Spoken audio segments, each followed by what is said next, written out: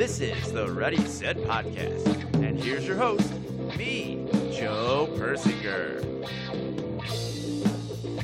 Hey, how was your week, you fucks? Everybody, yeah. That's right, you've guessed it. I've got one hell of a podcast for you this week. This is your one-stop shop current events and politics podcast. If society is a joke, then we're just here for the first set. Are you ready? Set podcast!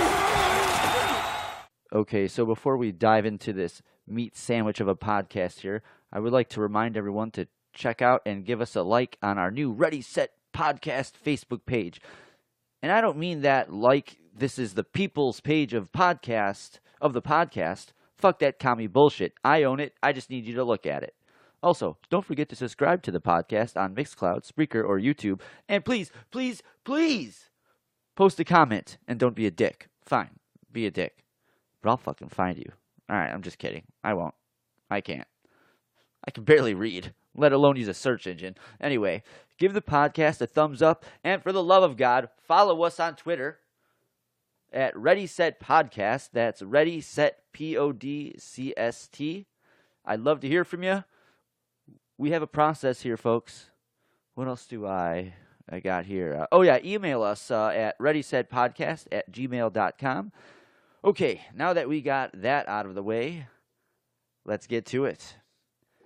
Okay, so what do we got here? Of course, gotta jump into my phone here. So Luke Perry was laid to rest in an eco-friendly mushroom burial suit. This is from page 6. I think I use these guys a lot, actually.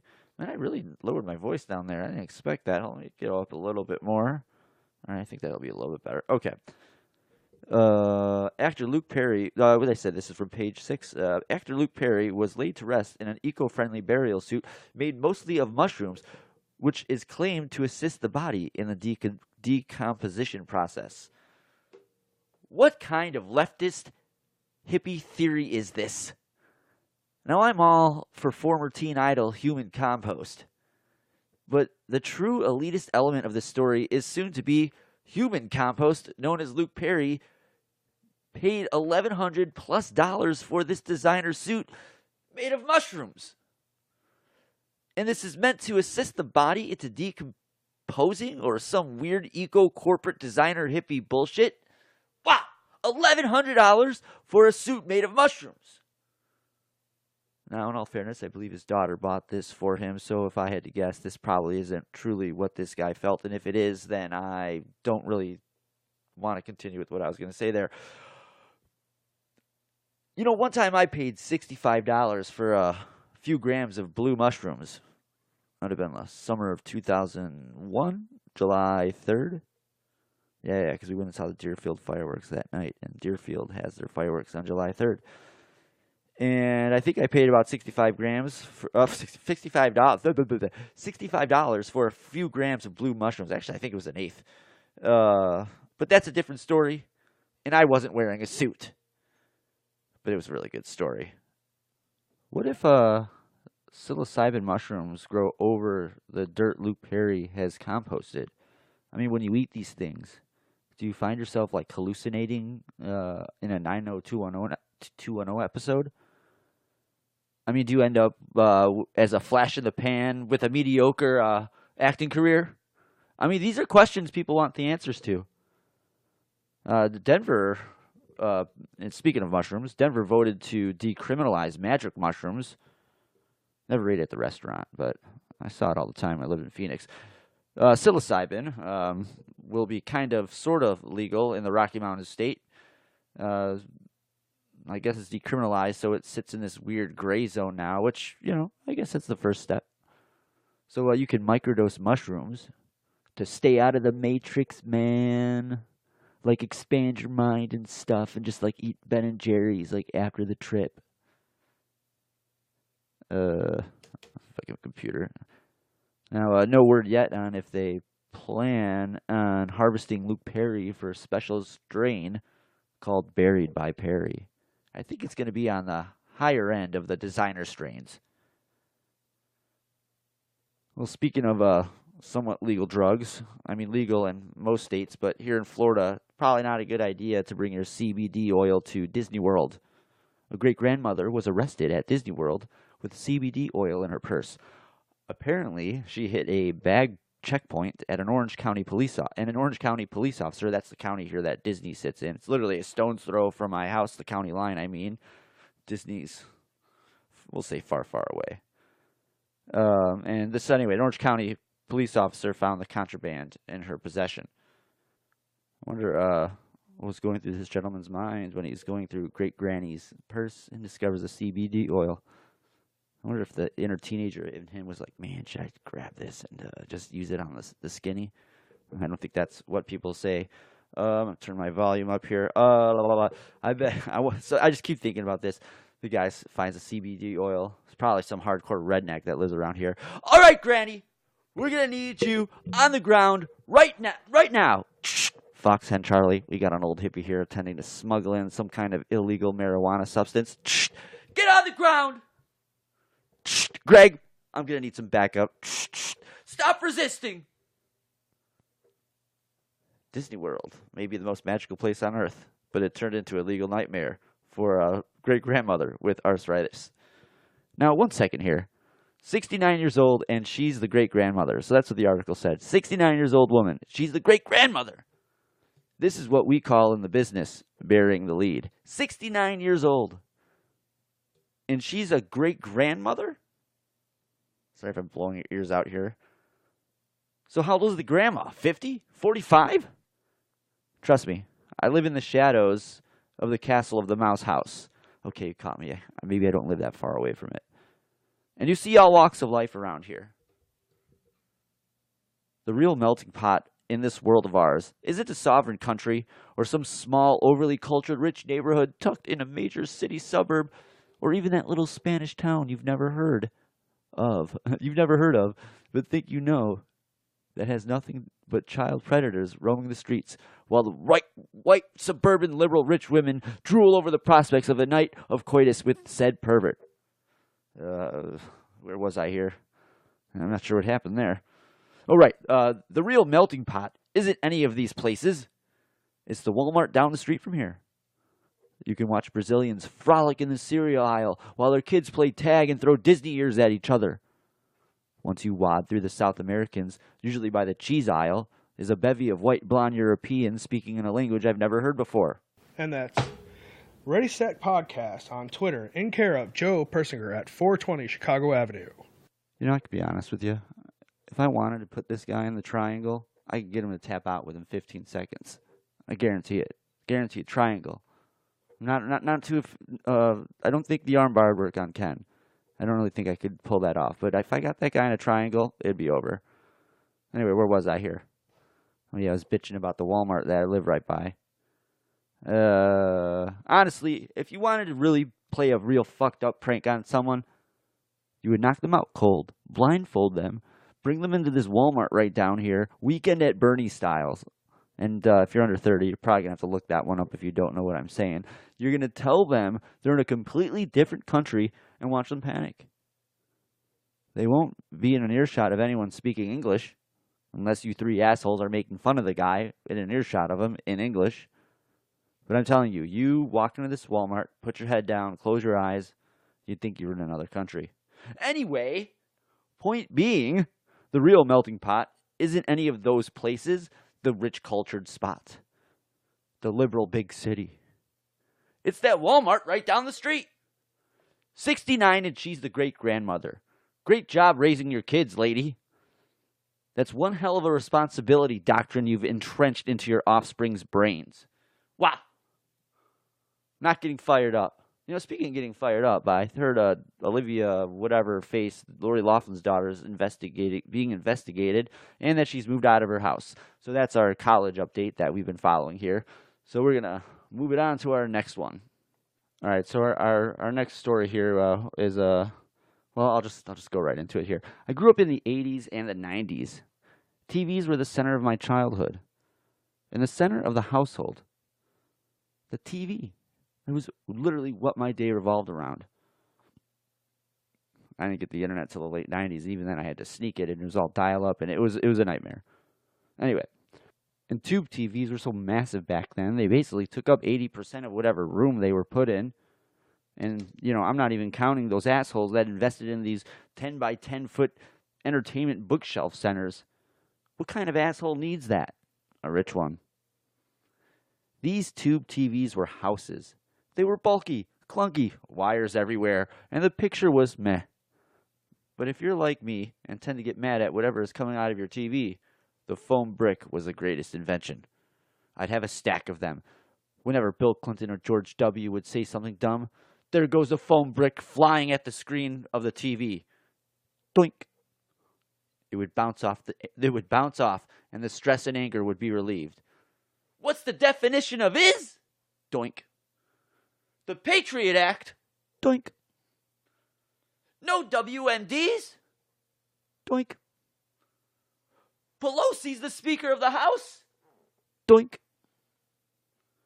But then TVs became more sophisticated, smart, and less reliant on a tube to deliver the picture. And, as plasma TVs, which were thought to be the next wave of the future, were phased out in the favor of what middle-class America would come to love, the liquid crystal display TV. The picture is better. Netflix and YouTube are a button's push away. But you know what we all lost in this digital TV revolution? The ability to chuck foam bricks at the TV. Seriously, as I write this, I decided to engage in a highly scientific experiment. Right, Nubs? She was kind enough to donate 1 or 2 of her toys.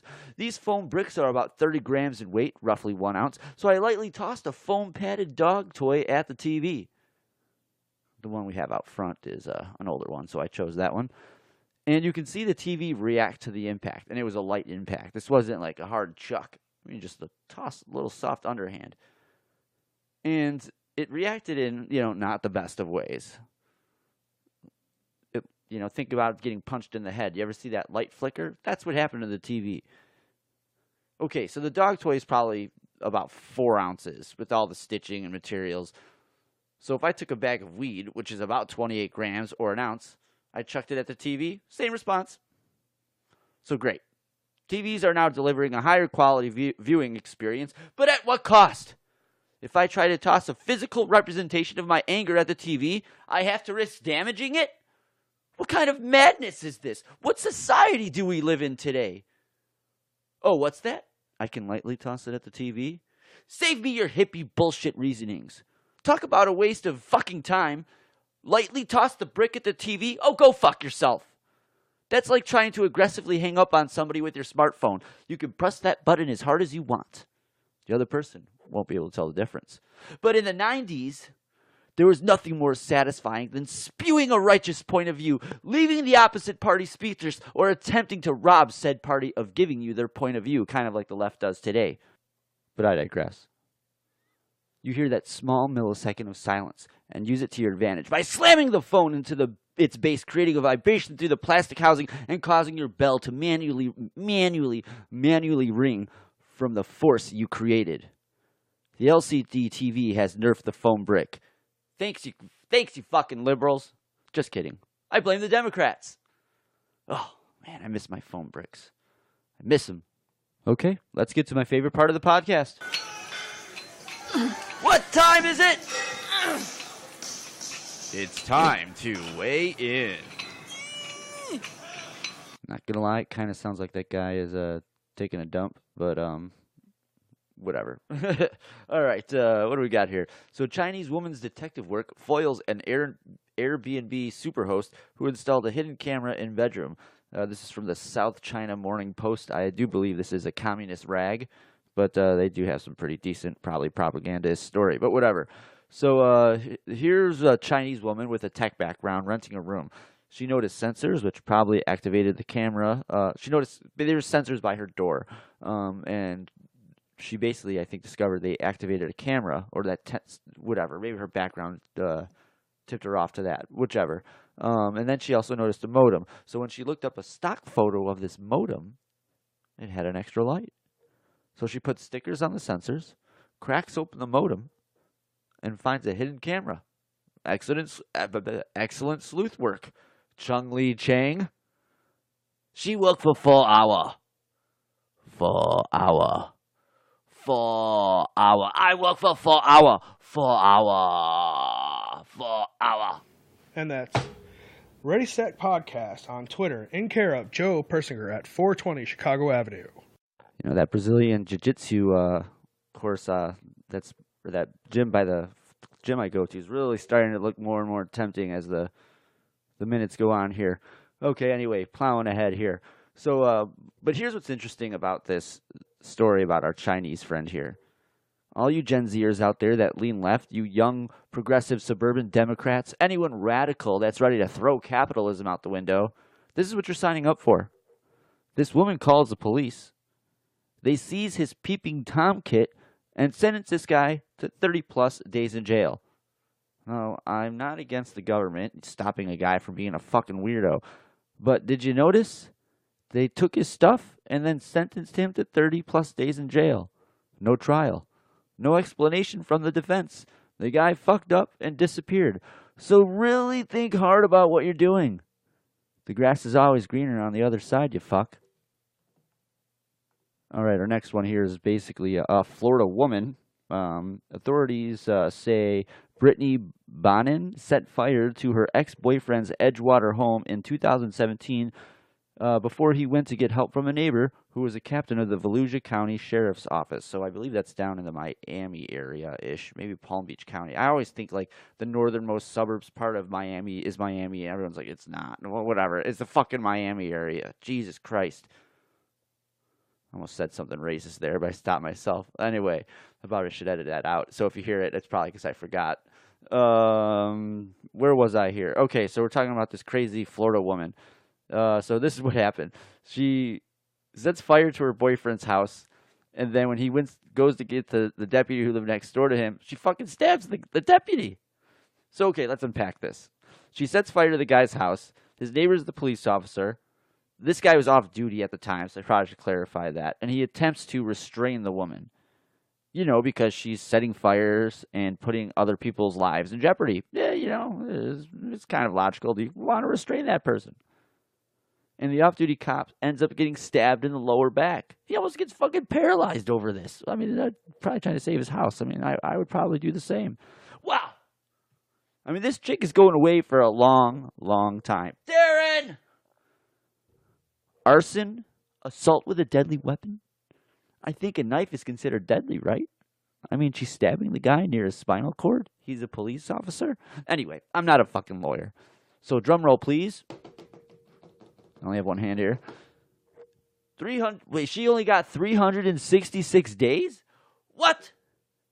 And she's been rotting in jail for the last 310 days, so she's only going to serve 56 more days? Jesus!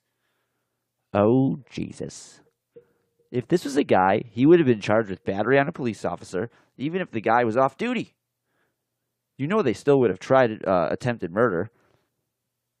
The only sect to society, the only debt to society this lady had to pay for was the felony arson charge she received. But she's a felon who barely did a year in jail. Wow! Women want equal rights, huh?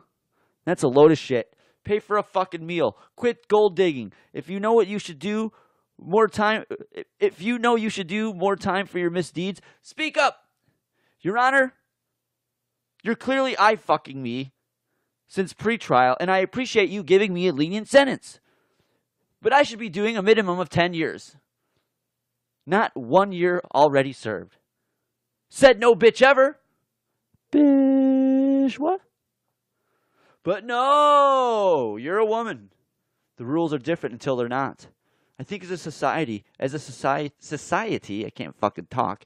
We need to understand that double standards are a part of our human culture, and by just pretending to create parity amongst the sexes, we're all just making each other's lives more miserable. So in conclusion, I guess I'm going to have to take my own advice here. Men have to accept, in certain aspects of our judicial culture, women are going to be given more leverage within the system. And if society doesn't look down on me because I'm allowed to engage in coitus with anything that moves, yeah, sure. Maybe I got to pay for a meal or two or a gift I don't want to pay for. But hey, I'm no slut. I think we got a fair trade here. Hey, what's that? It's like I got a phone call here. Let me answer this really quick here. All right, this is actually a first time for our podcast. We are taking our first caller here. Caller, thanks for calling in. What do you got to say? And that's Ready Set Podcast on Twitter in care of Joe Persinger at 420 Chicago Avenue. God damn it, Ken. Okay, that's it. We're shutting down. We're shutting down the phone line. No more emails for today. At least another hour or so. Can't let this guy break through. I'm telling you, he has got the triangle move. Do you think what was Mr. Perfect's move? He had some kind of like I think it was some kind of triangle move. I'm pulling that off on Ken. If not, I'm just gonna choke his ass out. You heard me, Ken. I'm coming for you, but you're just never gonna know when. Just one day, you're gonna be sitting there minding your own business, watching some Games of Thrones spinoff, and then that's right. Anyway, plowing ahead here. Plowing ahead. We got a lot of stuff to get to still, and I'm kind of fucking around. Okay, here we go. So yesterday, I believe it was, the Cubs are investigating a fan allegedly. Come on. Okay, they're allegedly showing a white power sign behind Doug Glanville while he was doing a quick update during the game from the dugout. So what is going on here? A white power sign at a baseball game? Is it me, or is this just the fake news outrage? This attempt at branding this sign as a racist statement is mind-boggling. If you work in a restaurant, you know what I'm talking about. And I'm going to explain why in just 1 second. But first, let's lend credence to the idea that white supremacists and neo-Nazis have changed their old gestures. I mean, so, instead of Heil 5, that's from Seinfeld, the Heil sign, the swastika, maybe they need to just do something different. And how did they do this? Do they organize locally, regionally, nationally? I mean, how do they have some convention? And how does this convention go? The second banana to the regional power, let's just say they have a convention. So the second banana to the regional power in charge takes the podium in front of a national front of delegates in this unnamed arena in the South. Greg, I'm telling you, this Heil sign and swastika, it's just not gelling with the younger base. We need to stay fresh. While the young Gen Z white supremacists attempt to adapt the dab. Okay, I see what I was doing there. While the young Gen Z white supremacists attempt to adapt the dab as the new sign, the millennials are distracted by their phones. Gen X is running this convention into the ground, and the baby boomers can't figure out why their phone is alerting them that the police are outside about to raid a white supremacist convention that is taking place near them. So Fake News NBC wants me to take this story with the belief that a bunch of disenfranchised poor white people from rural communities have organized on the internet without anyone showcasing these forums or emails, the hardcore proof that this sign is what it is. But the media thinks we're a bunch of rubes. Trump and his disheveled campaign are such idiots, but smart enough to collude with Russia. White supremacists are a bunch of rural idiots who are so dumb they figured out a way to communicate with each other on a national level and collude to change the Heil sign to this upside-down OK sign. I mean, this is all believable stuff, right? Or if you ever worked in a restaurant and you played the asshole game or the made you look game, you know what this sign is. For those of you that have lived a privileged life and have been forced to slave your 20s away in a building that serves food and crushes dreams all in one night, well, I'll explain it to you.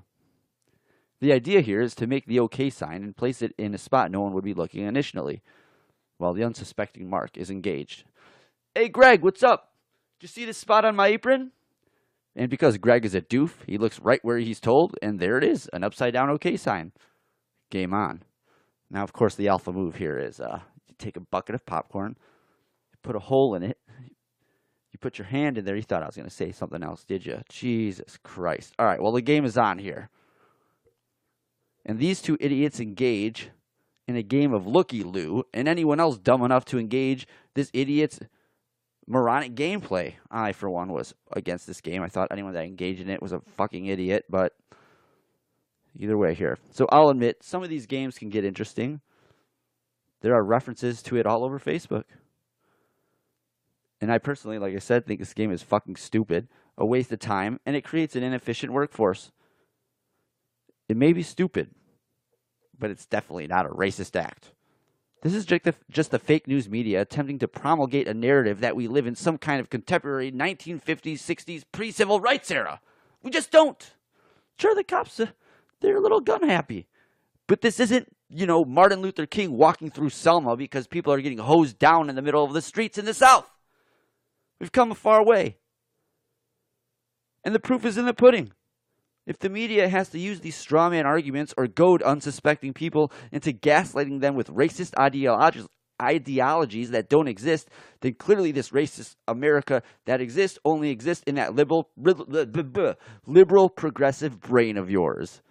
Because to admire otherwise would basically be saying Trump is making America great again. Wow. All right, I think I got another one here. This is our last one, and then we're going to jump into the staff report this week. Got a few interesting subjects for you. So there's a guy named Chunk. Oh, God, Chunk is correct, but his name is Cenk Uygur. I'm sure Steve's rolling his eyes as he's listening to this, possibly floating somewhere over. Well, hopefully he's not floating. Hopefully he's flying over the Atlantic Ocean. Who knows? I thought he said he was leaving on Saturday. Whichever. Anyway, so Cenk Uygur is basically our liberal, progressive, local dickhead. You've probably seen highlights of this guy melting down during the election. He's a progressive. What's Young Turks? The Young Turks, TYT, I believe, on YouTube. So what I have here is an op-ed done by Cenk Uygur titled "Nancy Pelosi is not a progressive." So there's quite a few intersections that me and Cenk Uygur tend to come across together. And this guy, most of his politics, I'm basically on the other side of. But however, this, I guess, talking point of his, we're a little bit of agreement. And he's basically telling Nancy Pelosi, "You're not a progressive." So it's going to read a few paragraphs out of his opinion piece here. "I'll solve the big mystery for you," he goes on in the second paragraph. "She isn't a progressive, not even close.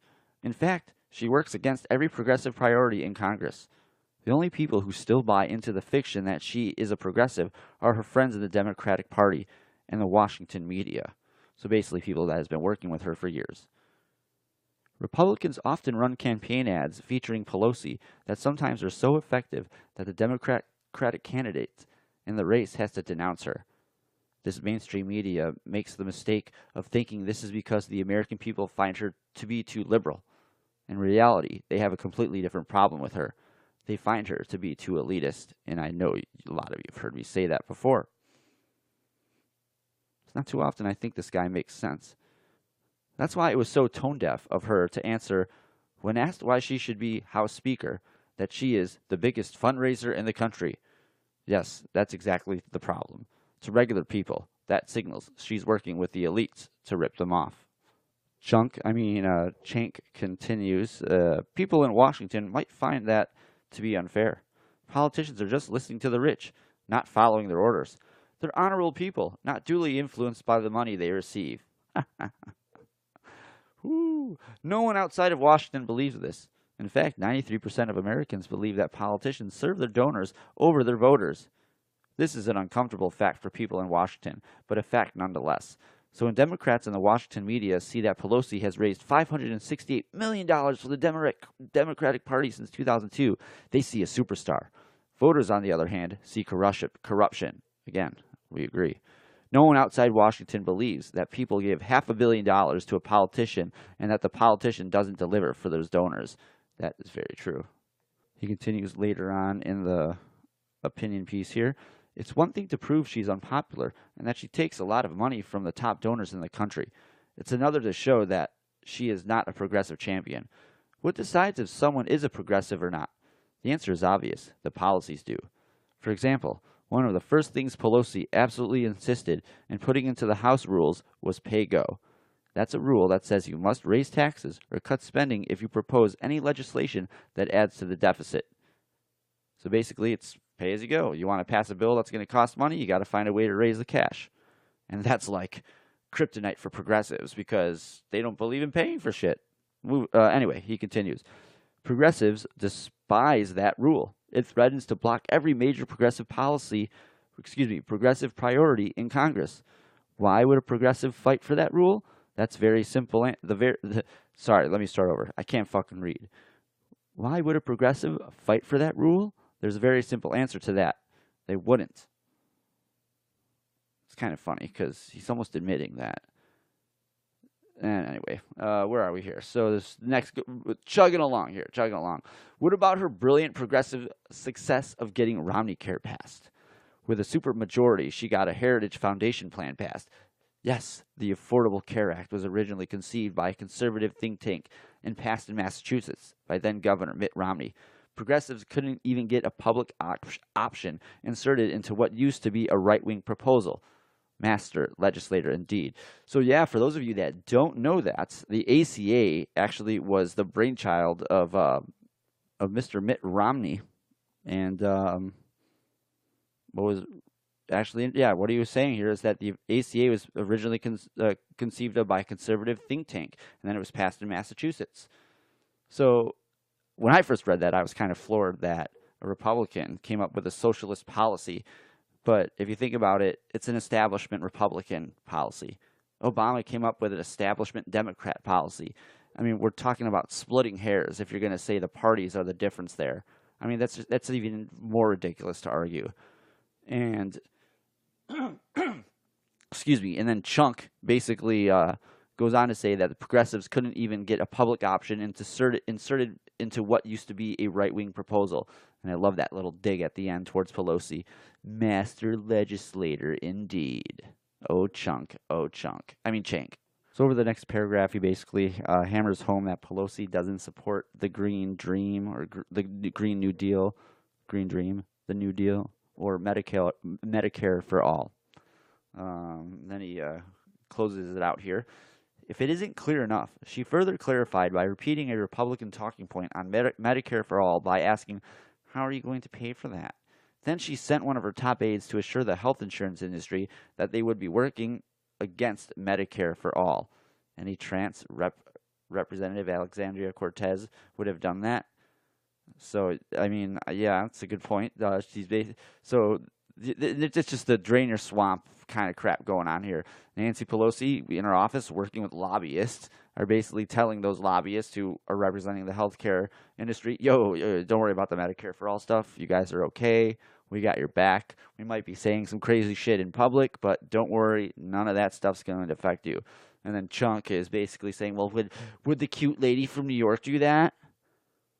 I mean, you don't have to be a little bitch, bro. Anyway, then she went on to say that oh, God, can't fucking read. Then she went on to say about the Green New Deal, the Green Dream, or whatever they call it. Nobody knows what it is, but they're for it, right? Mitch McConnell would have had trouble being so condescending to a progressive proposal. Not sure what that last sentence means there, but sure, whatever, pal. Finally, some could make the argument that she is secretly in favor of these proposals, but thinks she can get them passed because of moderate Democrats. This is Speaker Pelosi's most common trick, playing to the most conservative denominator. She is proud of keeping her caucus together, but how does she do that? By browbeating progressives to back down? By saying that Democrats in purple districts must be protected, so everyone must vote for the version of the bill least offensive to conservative, corporate-friendly Democrats? Now, it's actually interesting here is her strategy there is very similar to what Clinton was doing in her strategy for running for president in 2008 and 2016. She figured if she stayed, again, what he's kind of saying Pelosi is doing, closer to the moderate side of her spectrum on the Democrat side, she could kind of keep the liberals and the moderates happy and kind of scoop together the moderate Democrats, the moderate Republicans, because she was kind of hawkish on foreign policy things. But she had no enthusiasm. Now, Pelosi's issue here is she's trying to, instead of putting together, in a way they're voting blocks, but, she only needed these voting blocks to become speaker. But now she's got these factions within her party she's trying to, keep in line. Some of them are screaming for impeachment, which we have talked about. And that's kind of what he's saying here is that She's, if you look at what Nancy Pelosi says in public, she claims she's a progressive, kind of like Joe Biden is doing today, and it's all a bunch of crap. It's just, what is it? I can't think of the terminology. It's lip service, and keeping together these factions of people is going to be hard because a lot of them are screaming for impeachment. And you know what? I actually did touch on this a few weeks ago because we were talking about how these moderate Democrats are basically getting screwed over by her and her progressive policies. And Chank's trying to argue that Chank, I'm sorry, I don't even know. He's trying to argue that she can't keep this base together, and she's struggling to do that, which, I mean, I kind of do agree with that, but he's not agreeing the fact that she isn't a progressive. I mean, it's kind of a stupid argument to make, but I agree with it, so that's why we're talking about it. Anyway, he finishes it off with this last sentence here. She will not propose or fight for fuck me in the face. Sorry for the language. She will not propose or fight for or pass any of those huge progressive priorities. Medicare for all, the Green New Deal, all that good stuff. She will work hard to block them. She's not a progressive, and she'll prove it over the next 2 years. Cenk Uygur is the host and founder of the Young Turks and CEO of TYT. So he also owns and runs that shit. Interesting. So yes, I got a really big kick out of that because, I mean, it's not a big secret. This lady is just kind of running on it. She's totally out of touch. She's older than Hillary Clinton, so she's even more out of touch. She's been in the same job since 1988. Have you ever met someone that's been in the same job for 30 plus years? They're not someone who has their thumb on society. Like, let's be honest about that. People that kind of sit in their own zone, that don't evolve. I mean, you really think she's probably evolving fiscally because she is in a position to take advantage of the situation she's in, as in a lot of those other Congress people are. That's why she has the money. So I don't want to hear that she's evolved because she has money. That's got nothing to do with it. I bet she doesn't even know what a fucking gallon of milk cost. That was what basically destroyed George H.W. Bush. He had no idea what milk cost back in 1992. I mean, that and Ross Perot. But again, another podcast. Okay, well, I think I'm done fucking ranting and raving here. Let's get to the staff report. We got a good one this week. Nicole's going to sit in with us. Got a few things to talk about. All right, Klaus, give me some staff report. In my hand, I hold the staff report. Okay, hello, Nicole. Welcome to the staff report. Thank you. Happy to be back. All right, so we're just going to go right into this here. I have a Bureau of Labor Statistics provides data on wages and employment. Actually, you know what? How you doing? Let's talk real quick. What's the rush? I'm in no rush. Yeah. So how's your week? Pretty boring. Oh yeah. Why so boring? Because my boyfriend won't do anything with me. Oh jeez, we're not doing this. Oh, you asked me about my week. Oh jeez. Good thing only 2 people listen to this. 2 important people. I didn't say that. You didn't say we're not important? Oh, wow. Okay. You said that. Back to the Bureau of Labor. Okay, well, that was a quick small talk segment there. Okay, so this is basically this is about servers from cooks, how much everyone's making. Many restaurant jobs tend to be low paying, but top management positions pay above the national median wage. I wonder why that is. So here we go. Number 22, and I'm not going through this whole list, so you don't have to hit the fast forward button already. Delivery drivers. You see how much they make? Dang. $20,530 a year, and there's 203,160 employed in the restaurant industry. I wonder if they have Uber Eats figured into that. I doubt it.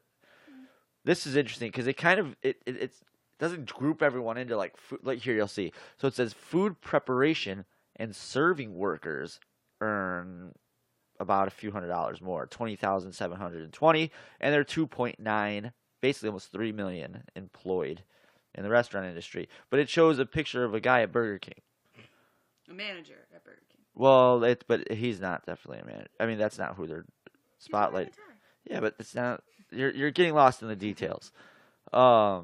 It's just interesting. So this must be kind of talking about fast food workers, but they call them serving workers. Oh. Yeah, so I think that's kind of the difference there. Sorry, I am hogging the mic a little bit. This fucking shit sucks now. Okay, it's kind of staying there. All right. Then you have like cashiers. So I'm guessing this is like someone at Panera or a obscure biscuit house owned by an even bigger company. I don't know what I'm specifically talking about, but they earn about $21,320 a year, and there's 337,030 employed. Now we're getting into the server side of it, which our listeners are definitely familiar with my feelings on the restaurant industry. Servers, Mr. Wrinkles wants to get on the bed. Come on, Jan. Get on the bed. Quit being a bitch. Okay, there you go. Okay. Servers earn a median of 21,570, and there are 2.1 employed in the restaurant industry.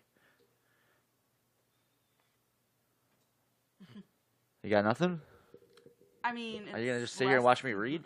It's less than what I made, but not by much. That's what I noticed too. Is that I don't know. Well, they must have a lot of the median. Well, right. So I believe a lot of the rural, probably the numbers they're pulling out of rural parts are probably dragging that number down a little bit. Yeah. Because in bigger cities, I know I'd say about another 20% higher. Something like that, yeah. And for those of you that can't do math, that's about $4,000. I don't know who you're talking to. Me or Kenny? For those, I get some random listeners on YouTube. What I think is kind of interesting too is there's 2.1 million servers in the restaurant industry, and then there's 3 million, not cashiers, what do they call them? Serving workers. Okay, so that's 5 million total. So what is that about? So a little bit more than half of them are too fucking retarded to run a 5-table section. Nubs, what are you doing? She's turning on the lights. All right, she wants it off apparently. That's very cynical of you, Joe. I know, I'm being a dick. All right, anyway, let's just buzz through this here. Host and hostesses make almost $22,000 a year. Oh my god, that's more than servers. Is that according to this list too? Yeah. Well, they get a guaranteed salary. They're all stupid. Yeah. Look at this: dining room, cafeteria attendants, and bartenders. Yes, 22,120 a year, and there's less of them too. And according to this, so the people that's what I noticed. Everyone that's a tipped employee is on the bottom side of this list, and then when you start getting into people that have hourly wages, like fast food cooks, dishwashers, food prep guys, that's probably someone at Chipotle, because or that's most likely what they're referring to there, because bartenders earn more, I guess. Short order cooks, I don't know why bartenders would make more. They must be pulling those numbers out of like higher end bars.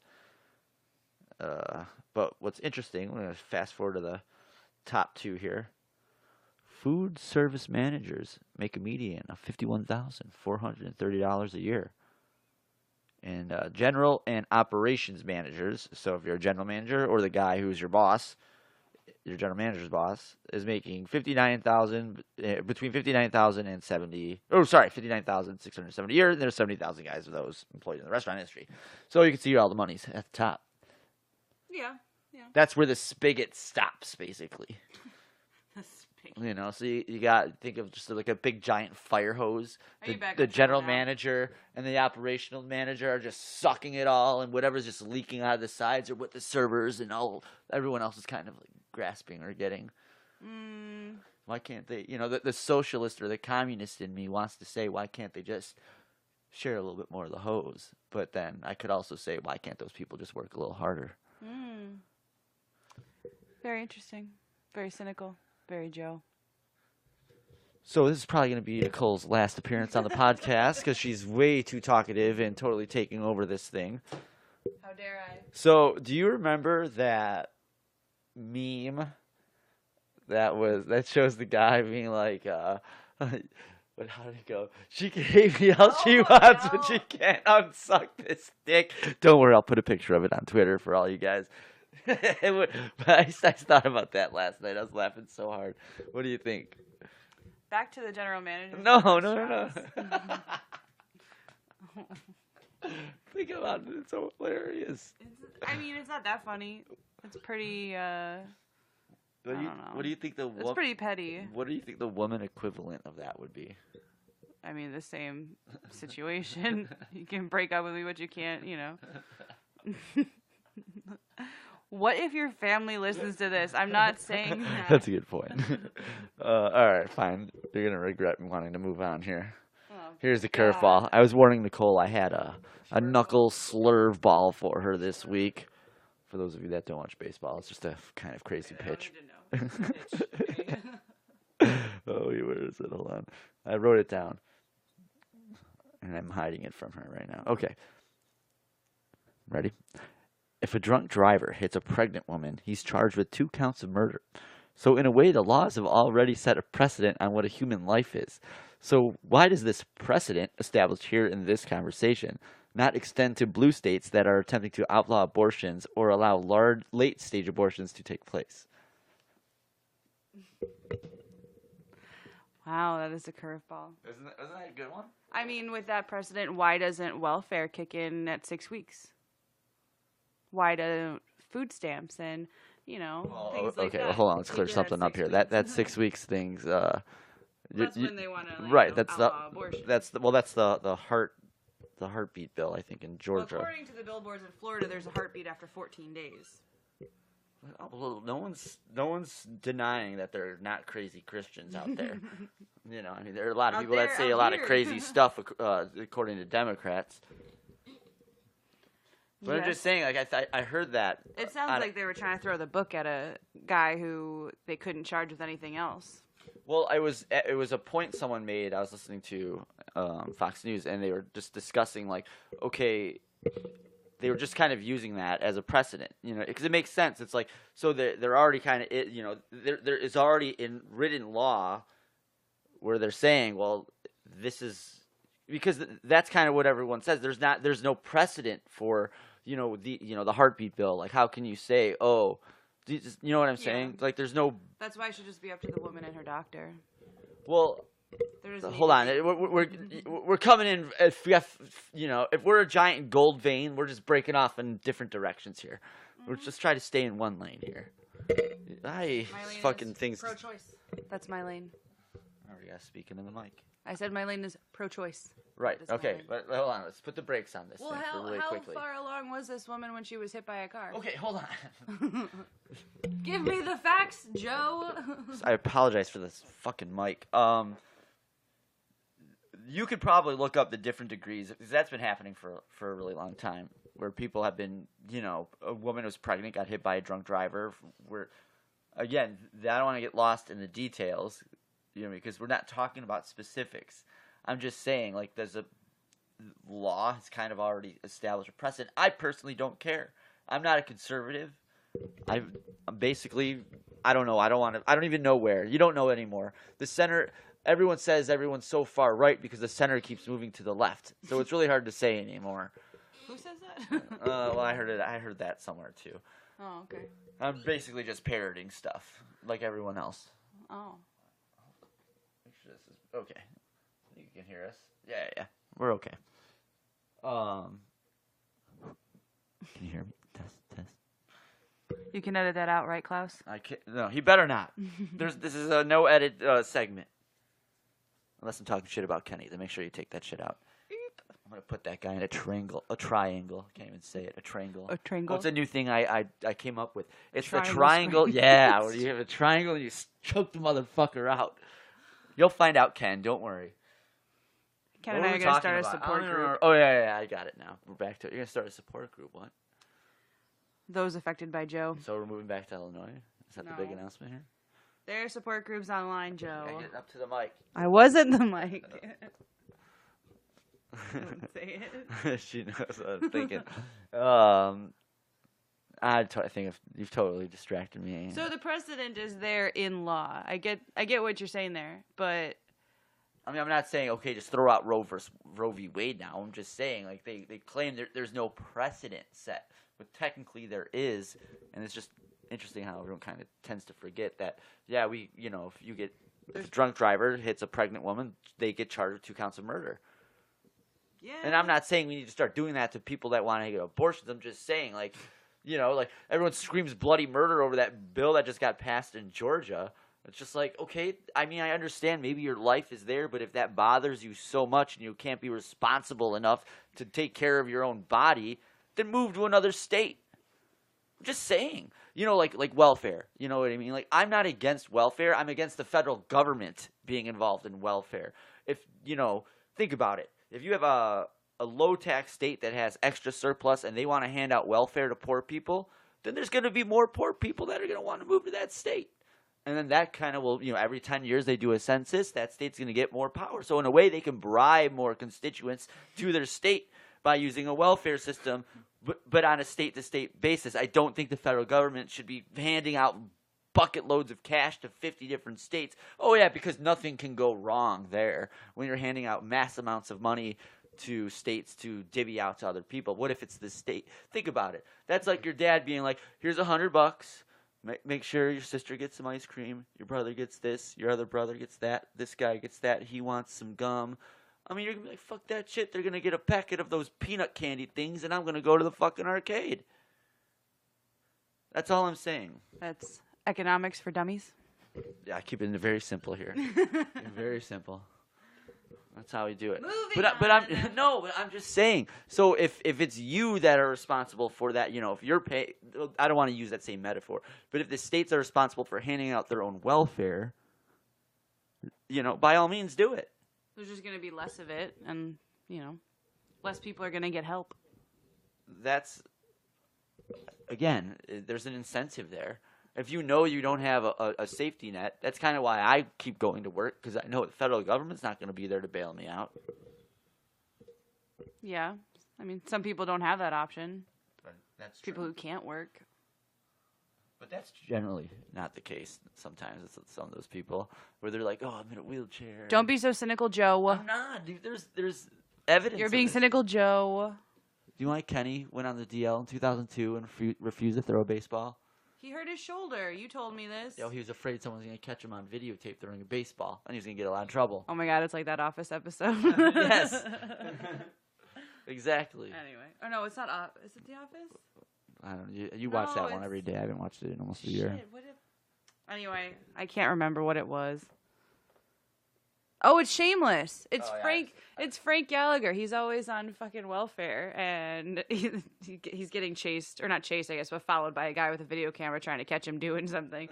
So they catch him running from the cops or something, and they're just like, "You're done, Frank." I've never seen that one. Shameless is a good show. It's a good show. It makes you want to move to the south side of Chicago for some reason. They live on the south side? Oh, yeah. What are they, animals? They're like south side trash. It's amazing. Dude, does that even exist? Yeah, I guess it does. Just to see, you know what's funny, when I lived in Chicago, like my only the only time I really saw like poor people was when I worked at Red Robin. You know, like living in one of those 3 flats with like 80 people, and they're white. That was what was kind of weird. We're like down here, it's just so common, you know, because where I grew up, every white person was fucking rich. Yeah. You know, I mean, the poor people were considered rich by some of those standards. So like when I worked at Red Robin, like you'd meet some people like, "Whoa, these people are like dirt fucking poor because they live in this city." I mean, I'm kind of being a dick, but you know what I'm saying. Oh, I can't wait to get a new mic stand. What else do you have for me? That was it. Unless you got anything else. Where are we at? Here? About 10 minutes, like I predicted. I heard about. Did you hear about this? What is her name? It's something Love. It's a YouTuber, a prank YouTuber, I guess. She went to Walmart dressed as a executive, like, you know, she's just wearing like business casual clothes, and she goes into Walmart and she's telling people, like employees working there, that they're fired. Like she gives them excuses like, "Oh, you're not working hard enough," and really? She's like, "I need your badge and your vest right now." And she's got like 230,000 followers on YouTube and Instagram and all that. And I guess the video was taken down by now, but in one of the clips, she made this Filipino woman cry in the middle of the store because she, Really? Yeah, I mean the news, like ABC went into it about how she's supporting her husband on her wages because he just had bypass surgery and he can't work, and how this girl said she was fired and she just immediately thought of her husband and whatnot. But It's just these fucking prank YouTubers are so crazy. Well, yeah, they gotta really turn it up a notch for. Well, just the douchebags that enjoy this shit. Like, there's one prank video I saw that was this guy dressed like a radical Islamist. Yeah, okay, I know person. I know who that is. It's Joey Salads. You ever heard of that guy? I've heard. Yeah, I think he's the one that tries to like There- lure kids away from their parents, Well, like with their there permission. there was a story with him I was listening to on a podcast, and they were talking about how this guy, like, so when he was doing that, like, everyone was like, collectively with like the bomber stuff, they're like, that's fucked up shit. Yeah, that's 'Cause horrible. He also does the gold digger stuff. You ever seen that? Yeah, with That- the car or whatever. right. So I guess I can't. Was it Tim Pool? It might have been Tim Pool. I think that's who this was. I think I saw him talking about this with Dave Rubin. Nicole has no idea what I'm talking about right now. It's like me listening to someone talk about Games of Thrones. But he was talking to Tim Pool. Or Tim Pool was talking about this guy, and he was saying, like, he wouldn't have him on his podcast until he kind of, like, cleaned his act up. So that's when I think he switched it to, because, like, now he does, what was the other one? He used to, like, take a bike and tie it to, like, a steel line or a backpack and tie it to, like, so, like, someone would take the backpack and they'd run. Oh, You ever yeah. seen those? That's the same guy. I can't remember if that's what he switched all of his content to, but he had to, like, show everyone he wasn't going to be, like, a racist dick, basically. He's got 2.4 million followers on YouTube. He's on TikTok, too. He's on TikTok. Yeah. Man, Social media whore. the guy's a douchebag. Well, he's turned it around, according to Tim Pool. I doubt it. I don't know. I mean, who thinks that shit is funny? It's not funny. Like, you're really messing with people. Yeah, I mean, that's why I guess he got a lot of flack for it. Yeah. Terrible, this YouTube generation. Is that a generation? Did you see Lori Laughlin's daughter moved out of her house? No, I don't care about Lori Loughlin. Or her daughter. Rip Aunt Becky, by the way. I think Uncle Joey, on Instagram today, he put a picture of, like, getting ready for season 5, and she's in it. What? Yeah, I can look it up. No way. I can look How it are they up. going to go past what Netflix said? I don't know. Netflix is going to be like, go suck cock. What's She's his not real gonna- name? Dave Coulier. Dave. French fuck. He's a Detroit Red Wings fan. Let me see. Oh shit, maybe it wasn't him. Maybe it was... Well, I don't know. How can they go around what Netflix wants? I don't know. I don't understand why this AOC lady thinks she's going to get anything done. Quit watching the news while Sorry. podcasting. All right, well, look it up. I'm trying to kill time while you look it up. What, John Stamos? Yeah. I'm looking it up. All right. Yeah, right here. Okay. Gearing up for the 5th and the final with Aunt Becky in the picture. She's Yeah, not tagged, though. yeah, because they probably took that fucking picture before she got arrested. Anyway. Saw that, I thought of you. Yeah, so apparently her daughter's really mad at her. Yeah, that's a lot of attention. A lot of attention. Yeah. What are you going to do? I mean, everyone's waiting for that court date. Well, what I was reading is that she is basically going to just use her not guilty plea, go to trial, and just try to use that to clear her name. I think she's being an idiot. So they're going to lock her ass up. If there's anyone who's going to get locked up, it's probably not going to be Hillary Clinton. That's Definitely kinda going to be sad. Lori Loughlin. That's so sad. Well, that's what happens when you live in a bubble. I can't believe it's that illegal. Like, it's jail time illegal? Like, what is she charged with? Well, so what happened is I know what happened. I just don't know why they could put her in jail for what she did. So they added a charge of some kind of money laundering charge that tacked on another 20 years. So that's why when Felicity Huffman that's why she took that deal, because now, one, she's in a different boat because she only had to pay, what was it, like $15,000, or that's what she paid, was like $15,000 or whatever. Lori Loughlin paid like $500,000. Like, it's a lot of money to be handing out and not paying your taxes on. Like, that's kind of what the government's like, whatever, you want to do that to get in your school. Like, they really don't care about that shit. What they care about is you're spending money and you're not paying taxes on it. Oh. That's really what their beef is. You know, the Martha Stewart treatment. right? So I mean, in the end, it's just going to be a white collar crime. It's not like they're going to go throw her into San Quentin. You know, like she's not going to have to. It's not going to be like Get Hard, Aunt Becky style. In a woman's prison. Like she's just going to go to some white collar facility. I mean, they're gonna. There's still time for a deal, Aunt Becky. There might be. All right, you good? I think we got enough here. We gotta get this podcast up. It's already 7 o'clock. Yeah. Oh my God, it's so late. I have to work at 5 a.m. I know. I gotta take an Uber to work like an animal tomorrow. You should ask Uber to sponsor this podcast. They won't do that. Please sponsor us, Uber. Remember, we're Trump supporters, Uber. No, we're not. Well, I am. That's Joe Persinger at. Well, you can finish it. Go ahead. With our address? No. I don't think so. Maybe I'll just pull that little part. Are you going to edit the uneditable staff report? Oh, that's right. Never mind. Klaus, don't listen to her. Override. The integrity will be challenged. All right, everyone. That's the staff report for this week. We're trying to get a feel for how people spend their day. The staff reports. All right, that's podcast for the week, you fucks. Thanks for listening, everyone. Please like our new Ready Set Podcast Facebook page. Also, don't forget to subscribe to the podcast on Mixcloud, Spreaker, or YouTube. And please post a comment. Give the podcast a thumbs up. And follow us on Twitter at Ready Set Podcast.